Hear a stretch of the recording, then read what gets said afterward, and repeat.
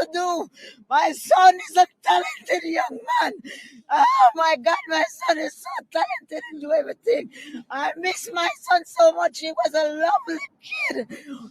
He always gave me my medication. He made my tea. He gave me everything that I need. What am I supposed to do? What am I supposed to do without him? I can't live without him.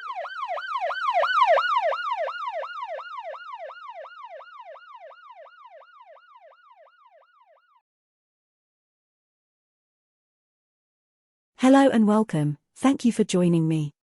Today's case takes us to Birmingham, a busy city situated in the West Midlands in England. Famed for its revolutionary industrial eras. It was recently reported that over 400 violent crimes are committed daily in the West Midlands and consequently has the highest violent crime rate in the country. On the 23rd of February 2022, George Khan, now 39, Michael Shields, now 36, plus two 15-year-olds and a 16-year-old whose names have been withheld due to their age, stood in Birmingham Crown Court on trial for the murder of Dea-John Reid. A 36-year-old Holly Davies was also standing trial accused of assisting an offender. The 31st of May 2021, the day of the murder. It was a bank holiday Monday and school was out. Joan Morris had sent her son Dea-John out to play football, a sport he regularly took part in. He met up with some friends at a park in King's Standing, and I am not sure football was on their agenda. A group of around 5 male teenagers were also at the park and appeared to be staring at Dea-John and his group. It is alleged that a few boys from Dea-John's group approached the males from the other group and attempted to rob them. The teenagers fled, running in different directions. A 16-year-old, who had been the main target of the attempted robbery, had hidden in a shop, convincing the owner to let him out the back. Dea-John and his group searched for the teenagers, but ultimately gave up and carried on about their day. Meanwhile, the group of male teenagers had regrouped at one of their homes and called for help. George Khan and Michael Shields were drinking at the Digby pub when Khan took the call. Within minutes, Khan and Shields were in Khan's Volkswagen Golf and on their way to pick up the teens, who had armed themselves with a knife and a wheel brace. The teens jumped in the car and the hunt began. They drove back to the scene of the previous incident in King's Standing, then drove around several roads surrounding King's Standing and Perry Common. Both groups would see each other near the library on College Road. Khan, Shields, and the 3 teenagers exited the car. The chase began. Dea-John and his group fled in different directions. A 16-year-old from Dea-John's group hid in a garden. He heard a member of the opposition say, "I've got my thing on me," which meant he was armed. He stayed hidden. Dea-John continued to run. He jumped over some railings. A witness describes about 5 guys chasing a black boy, with one of them shouting that they were going to get the black bastard. Dea-John had nowhere left to run. He tried to take refuge behind a car, but to no avail. He turned. He was face to face with the young boy that was about to take his life. A witness describes how the male thrusts the knife into Dea-John's chest. He described how Dea-John lifts up his shirt, shudders, then collapses to the ground. An elderly lady could be heard screaming, "He's been stabbed, he's been stabbed." His attackers fled the scene, leaving Dea-John to die where he fell. People gathered to try and save him. Police and paramedics would also arrive at the scene, but Dea-John Reid was pronounced dead at the scene. A post-mortem revealed he died from a single stab wound to the chest. The next day, the 1st of June 2021, Michael Shields handed himself in at his local police station. He was arrested on suspicion of murder. 5 other males were arrested within hours of each other, on suspicion of murder. A 36, a 33, and a 14-year-old boy were all released with no further action. George Khan, 38, Michael Shields, 35, and a 14-year-old boy would all go on to be charged with murder. All 3 were remanded into custody. A plea hearing was set at Crown Court in early August. Holly Davies was arrested and charged with assisting an offender. From what I can work out, Khan, Davies and the 14-year-old boy were arrested together in Davies's car in another city with the teenager's blood-stained clothes in the boot. As word starts to spread about Dea-John's death, tensions start to rise and revenge is on the agenda. A number of vigilantes took to social media in retaliation to Dea-John's death. One post said, "Lift up you and your guns and go empty them a King's Standing." Another said, "Just know, "Man try kill me, I'm gonna kill you first, no joke." A worried civilian posted, "Moms with teenagers in King's Standing, be vigilant tomorrow." It's circling round Snapchat that there will be loads of people landing to King's Standing area tomorrow from London and all different parts of Birmingham with weapons and attacking lads from this area for retaliation over what has happened. Police monitored the situation but nothing ever came of it. The 5th of June saw 2 more teenagers get arrested. A 14 and a 16-year-old. Both were charged with murder. They both attended Birmingham Magistrates Court on the 7th. Both would have been remanded to appear at Crown Court at a later date, alongside their co-accused. Police were no longer looking for anyone else in connection with the murder, but the investigation wasn't over. To secure a conviction, police needed all the evidence they could get. On the 6th of June, hundreds of people gathered at the spot Dea-John had been mercilessly stabbed to death. They paid tribute to the loss of a young life, and showed their respects to his family. Joan Morris, Dea-John's mother, made an appearance at the vigil along with other family members. They wore t-shirts with pictures of Dea-John on, they placed flowers and took the time to read notes that others had left. Dea-John Reid was finally laid to rest on the 14th of July 2021. The service was held at the New Testament Church in Lozells, Birmingham. Led by Bishop Desmond Jadot, who had been supporting the family since the killing had taken place. Dea-John arrived in a black horse-drawn carriage inside a white coffin, with Dea-John engraved in the sides. Over 120 family and friends had arrived to celebrate his life. He was later laid to rest at Thimble Mill Cemetery in Smethwick. As Dea-John's family are left to grieve their loss. Police are doing all they can in preparation for the trial, which will take place in February 2022. Khan, Shields, and the 3 teenagers would remain on remand until that day arrived. The trial begins. Crown Prosecutor Richard Warmold QC opened the trial. This is what he said. This is a case in which the first 5 defendants are charged with the murder of Dea-John Reid on Monday the 31st of May 2021. Tragically, Dea-John was only 14 when he was killed. The evidence you are about to hear shows that acting together as a group, they went to look for Dea-John Reid and after finding him in a park in King's Standing, chased and caught up with him. He was then stabbed in the chest. It can be inferred from the evidence that all must have intended to cause Dea-John serious harm, and each knew when they began their pursuit of him that such harm was likely. The prosecution's case is that all 5 are responsible for his murder because the evidence quite clearly shows that all 5 acted together, they acted collectively. Mr. Warmold QC spoke of how the 15-year-old, who is alleged to have fatally stabbed Dea-John in a revenge attack, had armed himself with a kitchen knife before Khan allegedly drove all 5 to hunt him down.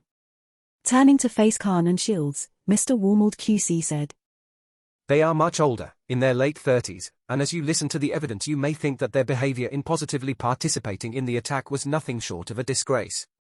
The killing happened in broad daylight. It was a revenge attack for events that had happened earlier in the day involving the 3 younger defendants. They sought help in the form of the 2 older male defendants. They gathered together in a car driven by George Khan and searched for the group, of which Dea-John Reid was a part. Mr. Warmold QC told the jurors Khan carried the plan to seek retribution forwards, and actively encouraged the attack once Dea-John was found. He continued. Eventually these male defendants found their intended victim and got out of the car. Dea-John Reid was chased. It was a group attack, during which they each played their part, running after Dea-John Reid, blocking off his escape routes, and enabling one of the youths to chase down and fatally stab Dea-John Reid to the left side of his chest. The defendants acted like a pack, chasing down their prey. Having carried out the attack, the group all then made off in haste. Not one of them offered any support or comfort to Dea-John Reid. They simply left him to die. The prosecutor said another witness had spoken of how he saw Dea-John hold his stomach and collapse after seeing 2 white males chase him. All 5 of the accused males deny murder and Holly Davies denies her charge of assisting an offender. During his opening, Richard Warmold QC stated that one of the 15-year-olds accepted he was responsible for the death of Dea-John but would claim self-defense. He also highlighted that the 6th defendant, Holly Davies, obtained money for 2 of the defendants, which I believe are George Khan and the 15-year-old who did the stabbing. Holly Davies is now Khan's ex-partner, but it is possible they were still together at the time. Also is the 15-year-old George Khan's son. What do you think? Let me know, down below. Getting back to the trial. Warmold continued to address the jury. There is a sequence of events, presentation. You will watch how the group, including Dea-John Reid, traveled to a park in King's Standing. As they roamed around the area, they came across a group of youths, which included the 3 youngest defendants. There was an altercation during which a demand was made that the 16-year-old defendant should hand over his bag. He refused, ran off and hid in a shop. It was this altercation which was the catalyst for the revenge attack on Dea-John Reid.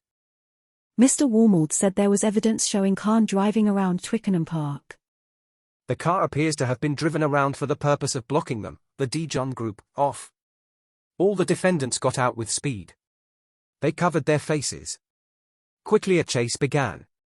All 5 defendants can be seen chasing Dea-John. He jumped over railings. They can be heard shouting. Violence was expected and being encouraged. The chase continues. The defendants, chasing, split up. This was a coordinated attack. Some ran on a pathway to cut off his escape route. It is deadly in its effect. Eventually Dea-John tried to hide behind a car but was hunted down. He turned to face his attacker. Dea-John was unarmed. Within moments the fatal blow was inflicted. He said some of the defendants ran back to the car but it was locked. They then ran along Twickenham Road. There were motorists and pedestrians in the vicinity. They all share a common theme, a group chase and an attack on Dea-John. A woman driving along King's Road noticed Khan's car in front of her and saw it make a U-turn. Another witness became aware of a group of males running past his car. They appeared to be running for their lives, the witness said. He saw the black youth go to the ground. He was surrounded by people trying to help him. A further witness saw a group of approximately 5 males armed. He heard one of them shout, "Come back, pussy." Prosecutor Mr. Warmold QC continues to describe a witness's account of what he saw whilst driving down College Road on that fateful day. Another witness driving along College Road did not see any of Dea-John's group carrying weapons. His attention was drawn to a youth. This is the youth he saw stab one of the group. He describes a youth being chased, having a face-off. The youth in the tracksuit was the aggressor. He looked pumped up. He produced a knife in his right hand which he held in front of him and then made stabbing motions with the knife towards the other male. He then thrust the knife into the other male's chest. The male who had been stabbed pulled up his t-shirt, shuddered and collapsed.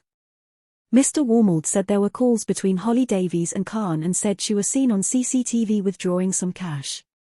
Her car was also captured travelling north and finally ended up in Wigan, he said.